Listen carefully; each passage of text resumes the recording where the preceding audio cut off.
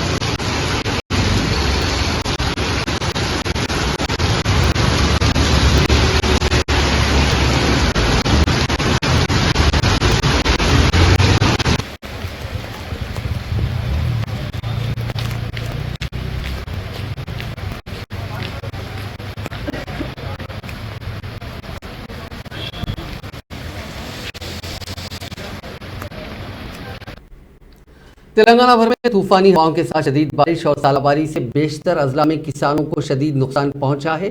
कई इलाकों में तैयार फसल जो फरोख्त के लिए मार्केट यार्ड में रखी गई थी भीग गई।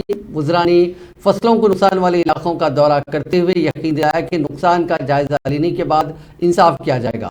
मुत्तहदा खम्मम जिले के एलुंतु, टेकुलापल्ली, आलेपल्ली, गुंडला मंडलों में मकई, मिर्च और दीगर फसलों को शदीद नुकसान हुआ। दूसरी तरफ मधिरा, चिंताकारी और दीगर मंडलों में भी शदीद बारिश के सबब कई तरह की फसलों को नुकसान हुआ। किसानों ने फिक्रमंदी का इजहार करते हुए उनकी तबाहशुदा फसलों को खरीदने का हुकूमत से मुतालबा किया।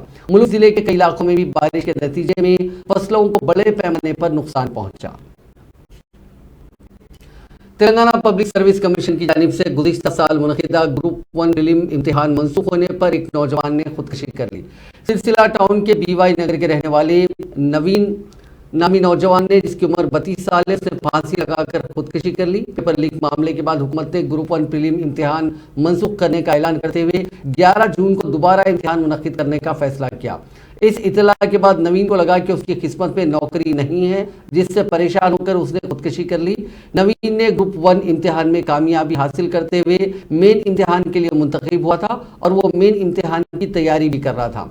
नवीन ने खुदकुशी नोट भी लिखा जिसमें कहा कि उसकी मौत का जिम्मेदार कोई नहीं है। नवीन ने अपनी खुदकुशी खत में लिखा कि वो 6 साल से नौकरी का इंतजार कर रहा था और ग्रुप 1 के इम्तिहान की मनसूखी से मायूस था।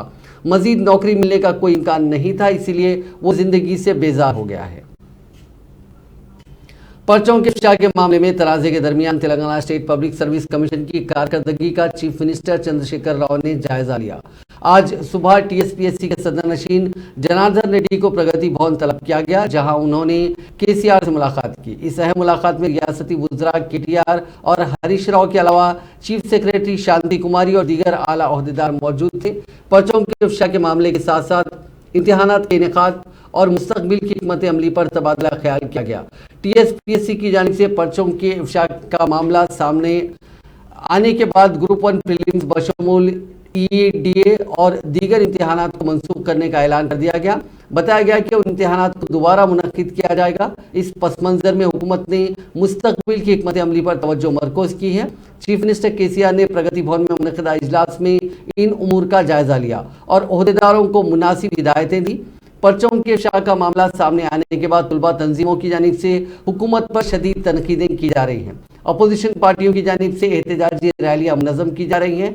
खातियों के खिलाफ सख्त कार्रवाई करने का मुतालबा किया जा रहा है। जिन लाखों तुलबा ने इम्तिहानात में शिरकत की थी वो भी इंसाफ का मुतालबा कर रहे हैं। वज़ीर बल्दी नज़्म नस्क़ के टी रामाराव ने तेलंगाना पब्लिक सर्विस कमीशन के पर्चे के इफ्शा के मामले में मुलजिम नंबर 2 बनाया गया राजेश रेड्डी के पीछे जो भी ताकतकार फरमा है उन्हें नहीं बख्शने का ऐलान किया। उनके खिलाफ कानून के खिलाफ सख्त कार्रवाई और सजा दिलवाने का भी उन्होंने वादा किया। केटीआर ने कहा कि आरजी सेक्रेटेरिएट बीआर भवन में आज इस मामले पर उन्होंने एक जायजा इजलास मुनक़िद किया। उसके बाद मीडिया से बात करते हुए केटीआर ने आज फिर इस बात का अदा किया कि राजशेखर रेड्डी बीजेपी का हरकियाती कारकुन है, उसके पीछे जो भी ताकतें कार फरमा होंगी उन्हें बख्शा नहीं जाएगा। उन्होंने कहा कि राजशेखर रेड्डी के पीछे कौन है, आया एक साजिश के तहत पेपर लीक किया गया। इस तरह के दीगर उमूर का जायजा लेते हुए हर जाविये से तहकीकात करने की डीजीपी महेंद्र रेड्डी से ख्वाहिश की गई है। उन्होंने कहा कि वो बेबुनियाद इल्ज़ाम नहीं लगा रहे हैं, बल्कि तमाम सबूत और शवाहिद के साथ क्वेश्चन पेपर के लीक के मामले में एसआईटी की जानिब से मुलजिम नंबर 2 बनाया गया राजशेखर रेड्डी बीजेपी के हर प्रोग्राम में शिरकत करता है और वो बीजेपी की तायद में हर वक्त सोशल मीडिया पर सरगर्म रहता है। उन्होंने बीजेपी को वोट देने की अपील करते हुए तस्वीर भी मंजर आम पर आने की बात कही। इसलिए ऐसे शख्स के इस मामले में पकड़े जाने पर उन्हें शुबा है कि इसके पीछे कौन सी ताकतें कार फरमा हैं। అశాంతి చెలరేగే విధంగా కొంత అసహనం చెలరేగే విధంగా ప్రభుత్వం మీద వ్యతిరేకత వచ్చే విధంగా వ్యాఖ్యానాలు చేస్తున్న వారు ఎవరైతే ఉన్నారో వారందరికీ కూడా నేను ఒకటే విజ్ఞప్తి చేస్తా ఉన్నా। తెలంగాణ యువత రాజకీయాలకు అతీతంగా ఉద్యమంలో పాల్గొన్నది, రాష్ట్రం కావాలని మనసారా కోరుకున్నది। వారి ఆకాంక్షలకు అనుగుణంగా పనిచేయాల్సిన బాధ్యత మనందరి మీద కూడా ఉంది। అధికార పక్షం ప్రతిపక్షం అని కాదు, నోటికి వచ్చినట్టు ఆరోపణలు చేయడం కాదు। ప్రభుత్వం ముఖ్యంగా తెలంగాణ పబ్లిక్ సర్వీస్ కమిషన్ చిత్తశుద్ధితో ఈ వ్యవహారాన్ని డీల్ చేస్తున్న విషయాన్ని దయచేసి గమనించాలని, గుర్తెరగాలని ముఖ్యంగా తెలంగాణ యువత ఎవరైతే ఉన్నారో మీరు అర్థం చేసుకోవాలని, ఇది రెచ్చగొట్టే వ్యాఖ్యానం రాజకీయ నిరుద్యోగులు చేసే, రాజకీయ బేహారీలు చేసే వ్యాఖ్యానాలు ఏవైతే ఉన్నాయో వీటిని పట్టించుకోవద్దని చెప్పి కూడా తెలంగాణ యువతకు ముఖ్యంగా నేను హృదయపూర్వకంగా విజ్ఞప్తి చేస్తా ఉన్నా। ఇది మీకోసం పనిచేసే ప్రభుత్వం, ఎక్కడైనా చిన్న పొరపాటు జరిగినా, లోపం జరిగినా వెంటనే సవరించే సంస్కారం ఉన్న ప్రభుత్వం।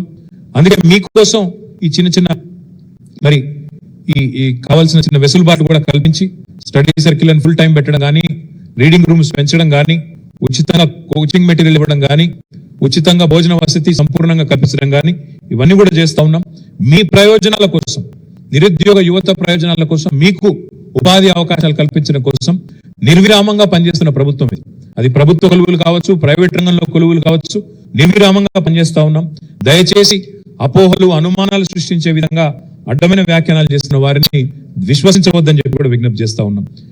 ఇంకా మాకు కూడా ఒక అనుమానం ఉంది, మేము పార్టీ పరంగా కూడా, భారత రాష్ట్ర సమితి పరంగా కూడా మేము డీజీపీ గారు पब्लिक सर्विस कमीशन के क्वेश्चन पेपर के लीक के मामले की तहकीकात करने वाली स्पेशल इन्वेस्टिगेशन टीम ने आज दो अहम मुलजिमीन प्रवीण और राजशेखर रेड्डी से पूछताछ के अमल को मुकम्मल कर लिया। एसआईटी के अहदेदारों ने दोनों मुलजिमीन से पब्लिक सर्विस कमीशन के दफ्तर में पूछताछ की और दफ्तर के 2 कंप्यूटर्स को जब्त कर लिया। बाद अज़ां दोनों मुलजिमीन को पब्लिक सर्विस कमीशन के दफ्तर से एसआईटी के दफ्तर मुंतकिल किया गया। बताया गया कि एसआईटी के अहदेदारों ने दोनों मुलजिमीन को कॉन्फिडेंशियल सेक्शन में ले जाकर तहकीकात की। कॉन्फिडेंशियल सेक्शन में रखे कंप्यूटर के आईपी को किस तरह तब्दील किया गया और डायनामिक पासवर्ड का कैसे पता लगाया गया, इस तरह के चंद टेक्निकल मालूमात भी मुलजिमीन से हासिल की गई। 5 मार्च को मुनक़िदा सवालिया पर्चे के अलावा मजीद कितने सवालिया पर्चे यानी क्वेश्चन पेपर्स का लीक किया गया, इस सिलसिले में भी उन दोनों से पूछताछ की गई। इसी तरह गुज़िश्ता साल मुनक़िदा ग्रुप 1 प्रीलिम्स इम्तिहान के पर्चे को भी लीक किया गया, यानी इस सिलसिले में भी उनसे पूछताछ की गई। तेलंगाना प्रदेश कांग्रेस कमेटी के सदर रेवंत रेड्डी ने सनसनीखेज इल्जाम में कहा कि पब्लिक सर्विस कमीशन के क्वेश्चन पेपर के लीक में वजीर बदी नज़्म नस्क केटी रामाराव के पर्सनल असिस्टेंट का हाथ है। उन्होंने कहा कि वजीर केटी रामाराव के पर्सनल असिस्टेंट के आवाई मंडल करीमनगर जिले के मलियाल मंडल से ताल्लुक रखने वाले 100 उम्मीदवारों को इम्तिहान में 100 से ज्यादा निशानात हासिल हुए। पीसीसी सदर ने इस मामले की मुकम्मल तहकीकात कराने का मुतालबा किया। उन्होंने कहा कि वजीर केटी रामाराव ने इस बात का एतराफ़ किया है कि अब तक उनकी हुकूमत ने सिर्फ 37,000 सरकारी मुलाजिमतों पर तकर्रुरात किए हैं, जबकि साबिक़ में वजीर मौसूफ के अलावा हुकूमत का हर नुमाइंदा इस बात का दावा करते आ रहा है कि केसीआर हुकूमत ने 1 लाख सरकारी मुलाजिमतें फराहम की। ऐसे में वजीर केटीआर के ताज़ा बयान से वाज़ेह हो गया कि उन्होंने साबिक़ में 1 लाख सरकारी मुलाजिमतों पर तकर्रुरात करने से मुतालिक जो बयान दिए थे वो झूठे थे। रेवंत रेड्डी ने तेलंगाना की तश्कील के बाद रियासत के मुख्तलिफ महकमों में हुए तकर्रुरात पर तहकीकात करने का मुतालबा किया। आज रेवंत रेड्डी कामारेड्डी में अपनी हाथ जोड़ो यात्रा के सिलसिले में एक कॉर्नर मीटिंग से खिताब कर रहे थे। इस मीटिंग में साबिक़ वजीर मोहम्मद अली शब्बीर और दीगर कायदीन ने भी शिरकत की। इस मौके पर बात करते हुए रेवंत रेड्डी ने कहा कि केटी रामाराव का ये दावा कि क्वेश्चन पेपर के लीक से उनका कोई ताल्लुक नहीं है। ऐसे में चीफ मिनिस्टर चंद्रशेखर राव की जानिब से इस मामले पर मुनक़िदा आला सतही इजलास में वो भी शरीक रहे। उन्होंने कहा कि केटीआर शैडो चीफ मिनिस्टर बने हुए हैं। उन्होंने कहा कि अगर रियासती हुकूमत को सीबीआई पर भरोसा नहीं है तो ऐसे में क्वेश्चन पेपर के लीक के मामले की बरसरे खिदमत जैसे तहकीकात करवाएं। నిరుద్యోగ యువకుడిని పోటీ పరీక్షలు రాసే విధంగా అవకాశం కల్పించి వాళ్ళని ఆదుకునే బాధ్యత కాంగ్రెస్ పార్టీ తీసుకుంటుంది. అదే విధంగా మా అక్కలు మా పెద్దమ్మలు ఇక్కడున్న మా లంబాడి ఆడపడుచు మా పోలీసు మా హోంగార్డ్స్ మా కానిస్టేబుల్ మా మహిళలు వచ్చినప్పుడు నాతో అడుగురు, అయ్యా ఎలా కట్టెల పొయ్యి నుంచి మనం కాపాడడానికి సోనియమ్మ మాకు సిలిండర్ ఇచ్చింది, గ్యాస్ పొయ్యి ఇచ్చింది, 400కే 400కే సిలిండర్ ఇచ్చింది. ఇవాళ నెత్తి మీద బండ వాడ ఈ సిలిండర్ బండ 1250 కొనాల్సి వస్తుంది. సంపాదించినంత సిలిండర్కే పోతుందని మా అక్క చెప్తున్నారు. అందుకే మా అక్కని ఆదుకోమని సోనియా గాంధీ గారు మాకు ఆదేశం ఇచ్చింది. నాకు స్పష్టంగా పిచ్చి చెప్పింది, నువ్వు వెళ్ళు నా మాటకి చెప్పు, తెలంగాణ ఆడపిల్లలకు మాట ఇవ్వు, ఆదుకుంటా అని చెప్పు, 500 రూపాయలకే పేదలకు సిలిండర్ ఇచ్చే బాధ్యత, 500 రూపాయలకే పేద ఆడబిడ్డలకు సిలిండర్ మీ ఇంటికి తెచ్చిచ్చే బాధ్యత కాంగ్రెస్ పార్టీ తీసుకుంటుంది అని చెప్పి సోనియా గాంధీ గారు నాకు చెప్పమన్నారు. అదేవిధంగా చివరగా ప్రాణహిత చేవేల ప్రాజెక్టు తెచ్చి 20, 21, 22 ప్యాకేజీలు పెద్ద సుదర్శన్ రెడ్డి గారు సాగునీటి పారుదల శాఖ మంత్రిగా अवामी मसाइल से वाकिफियत और पार्टी को निचली सतह से मुस्तहकम करने के लिए तेलंगाना सीएलपी लीडर मल्लू भट्टी विक्रमार्का की हाथ से हाथ जोड़ो यात्रा तेलंगाना के जिले आदिलाबाद में जारी है। उन्होंने इस यात्रा के हिस्से के तौर पर जिले के मुख्तलिफ मकामात पर आवाम से मुलाकात करते हुए उनके मसाइल से वाकिफियत हासिल की। पेट्टा बुंगाराम और दीगर देहातों में मकामी अफराद ने उनका इस्तकबाल किया। इस मौके पर मकामी अफराद ने कहा कि हमें नौकरियां नहीं मिली, हमारे पास पानी नहीं है और हमारे पास घर नहीं है। भट्टी विक्रमार्का ने उनके मसाइल से वाकिफियत हासिल की। उन्होंने मकामी अफराद को यकीन दिलाया कि आइंदा 6 माह में तेलंगाना में कांग्रेस की हुकूमत बनेगी, जिसके बाद उनके मसाइल हल किए जाएंगे। वजीर तालीम पी सविता इंदिरा रेड्डी ने 3 अप्रैल से शुरू होने वाले 10वीं जमात के सालाना इम्तिहान के इंतजाम का आला सतही इजलास में जायजा लिया। बशीरबाग में वाक़ बोर्ड ऑफ इंटरमीडिएट के दफ्तर में मुनक़िदा आला सतही इजलास में वजीर तालीम ने ओहदेदारों से इम्तिहानात के इंतजाम से मुतालिक तमाम मालूमात हासिल की और 10वीं जमात के इम्तिहानात को पुरअमन अंदाज में मुनक़िद करने का मशवरा दिया। उन्होंने कहा कि 10वीं के तलबा के हॉल टिकट्स 24 मार्च से SSC की वेबसाइट पर दस्तियाब रहेंगे। इसके अलावा स्कूलों को भी तलबा के हॉल टिकट्स रवाना किए जा रहे हैं। रियासत भर में 4,94,616 तलबा 10वीं जमात के इम्तिहान में शिरकत करेंगे। सविता इंदिरा रेड्डी ने कहा कि रियासत भर में 2,652 इम्तिहानी मराकज़ कायम किए गए हैं। 3 अप्रैल से 13 अप्रैल तक रोज़ाना सुबह 9:30 बजे से दोपहर 12:30 बजे तक 10वीं के इम्तिहान मुनक़िद होंगे। तलबा को किसी किस्म की मुश्किलात पेश न आने देने इम्तिहानी मराकज़ पर तमाम सहूलतें फराहम की जाएँ। इम्तिहानी मराकज़ के पास CC कैमरों की तनसीब अमल में लाई जाएगी। इस इजलास में महकमे तालीम के सेक्रेटरी वाकुटी करुणा, डायरेक्टर स्कूल एजुकेशन श्री देवासेना और दीगर आला ओहदेदार मौजूद थे। रियासती वजीर गंगुला कमलाकर ने कहा कि करीमनगर में दरियाए मानेर पर तामीर करदा केबल ब्रिज का 14 अप्रैल को इफ्तिताह किया जाएगा। उन्होंने कहा कि 224 करोड़ रुपए के सरफे से शुरू करदा काम मुकम्मिल हो गए हैं और अप्रोच रोड का काम अगले माह की 14 तारीख तक मुकम्मिल कर लिया जाएगा।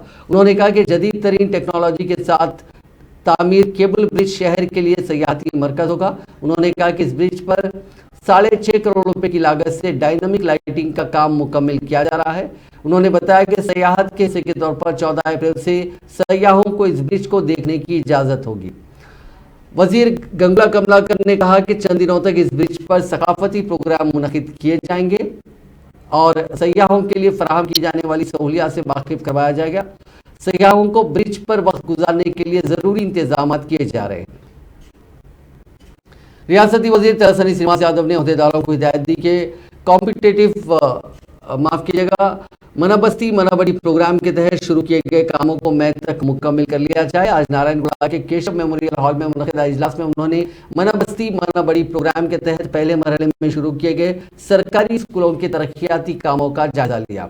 इस मौके पर खिताब करते हुए उन्होंने बताया कि रियासत के सरकारी स्कूलों में बुनियादी सहूलतों की फराहमी और तलबा के लिए खुशगवार माहौल फराहम करने के मकसद से चीफ मिनिस्टर चंद्रशेखर राव ने यह प्रोग्राम शुरू किया था। इस प्रोग्राम के तहत हुकूमत ने 26,065 स्कूलों की तरक्की के लिए 7,000 करोड़ रुपए मंजूर किए।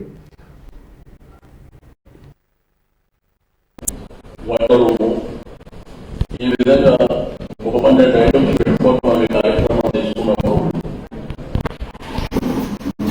దీన్ని ఈ ఆర్డర్స్ చూడగా షాబుద్దీన్ గారికి రిక్వెస్ట్ చేసేది 63 స్కూల్స్ ఓకే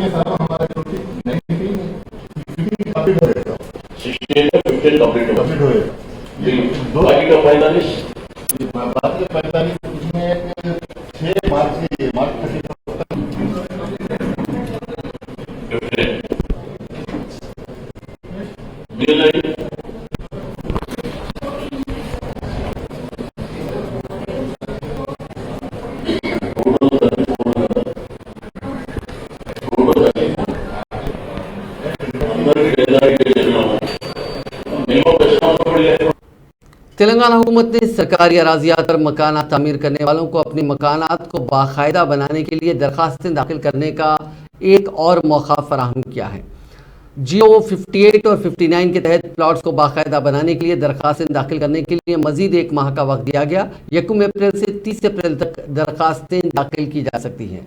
मकानात को बाकायदा बनाने की कट ऑफ डेट में भी तौसी कर दी गई है। पहले कट ऑफ डेट 2 जून 2014 थी। हुकूमत ने इसमें तौसी करते हुए इसको 2 जून 2020 तक कर दिया। मकानात को बाकायदा बनाने के लिए दाखिल की जाने वाली दरखास्तों की आखिरी तारीख और कट ऑफ की तारीख में तौसी के बारे में काबीना के हालिया इजलास के फैसले के मुताबिक महकमे रेवेन्यू ने एक GO जारी किया है।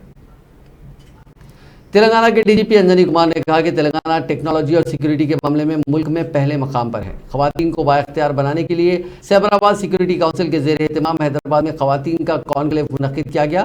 DGP Anjani Kumar, Cyberabad commissioner police Stephen Ravindra ने प्रोग्राम में बतौर मेहमान खुसूसी शिरकत की। कॉन्क्लेव में साइबर सिक्योरिटी के शोबे में बासलाहियत खवातीन को अवार्ड दिए गए। इस मौके पर मीडिया से बात करते हुए अंजनी कुमार ने वाजे किया कि तेलंगाना रियासत हमारे मुल्क में टेक्नोलॉजी के महाज पर नंबर 1 मकाम पर है। अवाम के तहफ़्फ़ुज़ और आराम के लिए टेक्नोलॉजी के इस्तेमाल के मसले पर वज़ीर इंफॉर्मेशन टेक्नोलॉजी के.टी. रामाराव की क़यादत में टी हब्स, टी वर्क्स जैसे कई इक़दाम किए गए हैं।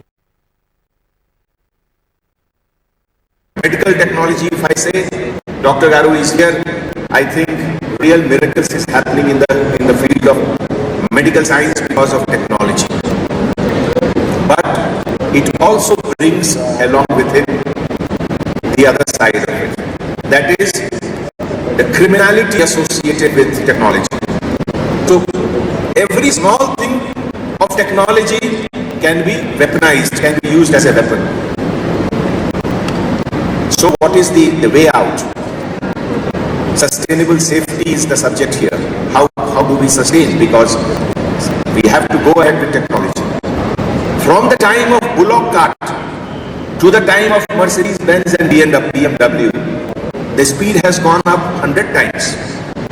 People drive at mind-boggling speed now, but still accidents are very less. Why? Because basic protocol, one should drive on the left side of the road.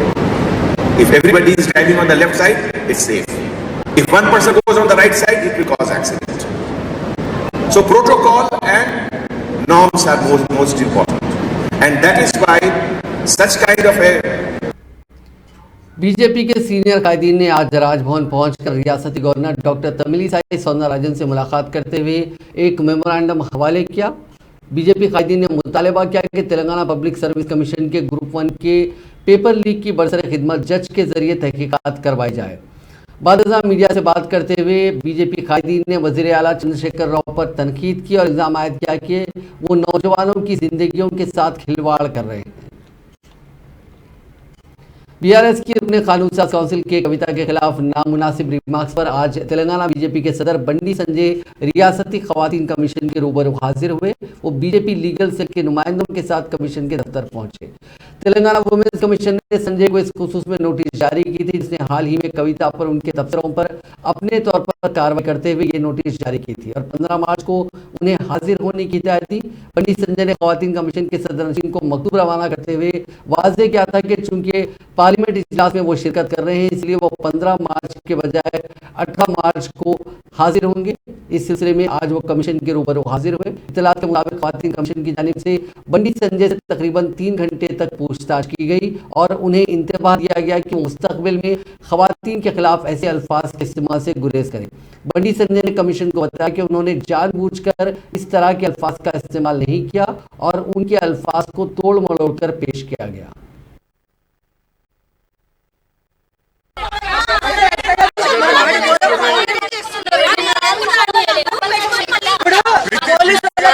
లేకుంటే ఆడపడుచు మీద ఉండాలి, ఆడపడుచు మీద ఉండాలి।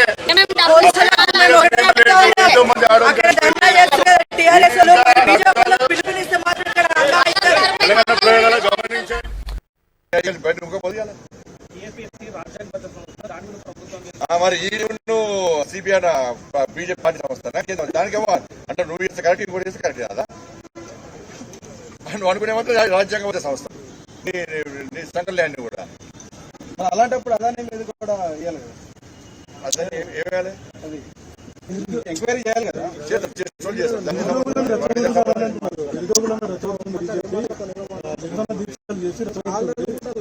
అంటే 30 లక్షల మంది బతుకులు।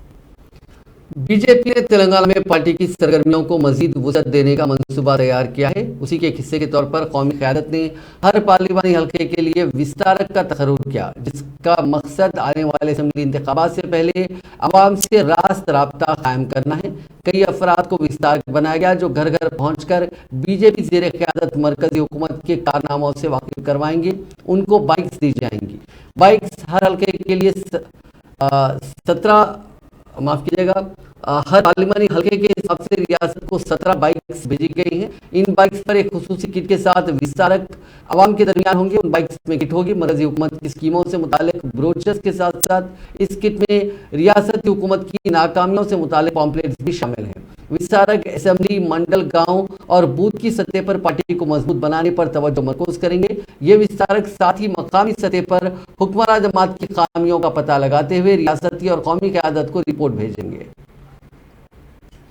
अरुणाचल प्रदेश में ऑपरेशन स्वर्ति के दौरान 16 मार्च को फराइज की अंजामदही के सिलसिले में अपनी जान की कुर्बानी देने वाले तेलंगाना के लेफ्टिनेंट कर्नल विनय भानु रेड्डी की आखिरी रसूमात आज दोपहर यादाद्री भुवनगिर जिले के बोमला रामम आबाई इलाके में अंजाम दी गई। कबल अज़ीं उनकी लाश को यादाद्री जिले में फौज की गाड़ी में लाया गया, जहां पर मकामी अफराद ने शहीद भानु रेड्डी को खिराज पेश किया।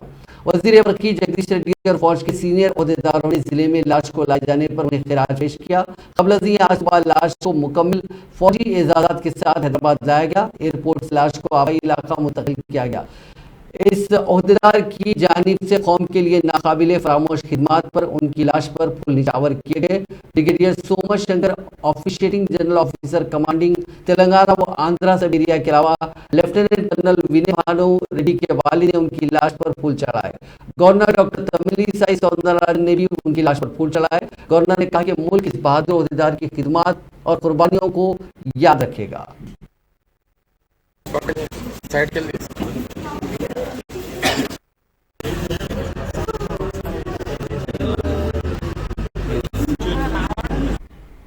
नेशनल इन्वेस्टिगेशन एजेंसी ने पॉपुलर फ्रंट ऑफ इंडिया के 4 अरकान की तहवील हासिल कर ली, जो चंचलगुड़ा जेल में कैद थे।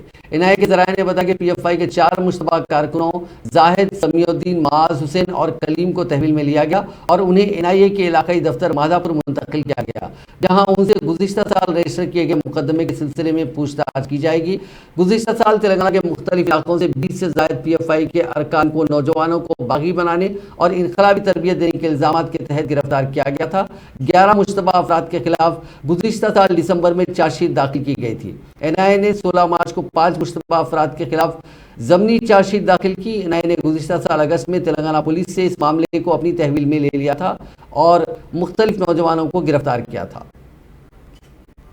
कुत्तों के हमले में एक और लड़की की मौत हो गई। हालिया दिनों के दौरान तेलंगाना के दारुल हुकूमत हैदराबाद समेत दीगर इलाकों में भी कुत्तों के हमले के वाकयात में इजाफा दर्ज किया जा रहा है। तफसीलात के मुताबिक करीमनगर जिले के माराकुंडोर मंडल के पोचमपल्ली में एक माह कबल एक 13 साल लड़की को कुत्ते ने काटा था। उसे करीबी अस्पताल ले जाया गया, जहां पर इब्तदाई तिब्बी इमदाद के बाद उसको बेहतर इलाज के लिए हैदराबाद मुंतकिल किया गया, जहां इलाज के दौरान उसकी मौत हो गई। रियासत के कई अजला, कस्बों और देहातों में सड़कों पर आवारा कुत्तों की तादाद में हालिया दिनों के दौरान काफी इजाफा हो गया है। हैदराबाद के शास्त्रीपुरम इलाके में प्लास्टिक के गोदाम में बड़े पैमाने पर आग भड़क उठी। आग से गोदाम में रखी 2 डीसीएम वैन्स जलकर मुकम्मल तौर पर खाकसर हो गई। इस आग के नतीजे में मकामी अफराद में खौफ का माहौल देखा गया, जो अपनी जान बचाने के लिए दौड़ पड़े। आग के साथ कसीफ धुआं भी काफी दूर से नजर आ रहा था। आज सुबह पेश आया इस वाक़े की वजह मालूम ना हो सकी। इस वाक़े में किसी के झुलसने या फिर किसी के जानी नुकसान की कोई इत्तला नहीं मिली। अलबत्ता बड़े पैमाने पर माली नुकसान जरूर हुआ। आग के साथ ही फायर ब्रिगेड के एहलकारों को इत्तला दी गई, जिन्होंने वहां पहुंचकर आग पर काफी जद्दोजहद के बाद काबू पाया। पुलिस इस वाक़े की जांच कर रही है।